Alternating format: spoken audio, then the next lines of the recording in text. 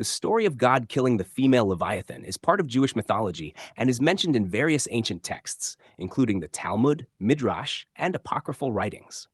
The Leviathan is a primordial sea monster, often depicted as a giant serpent or dragon, and it has both male and female counterparts.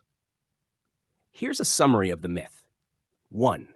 Creation and the Leviathan. According to Jewish tradition, God created the Leviathan on the fifth day of creation. There were originally two Leviathans, a male and a female.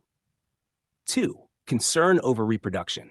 God realized that if the two Leviathans were to reproduce, their offspring would overwhelm the world and potentially destroy it. To prevent this, God decided to take action against the female Leviathan. 3. Killing the female Leviathan. To control the population of these mighty creatures, God killed the female Leviathan. The male Leviathan was left alive, but it was rendered solitary, ensuring it could not reproduce and thus preventing the threat of an uncontrollable Leviathan population. 4.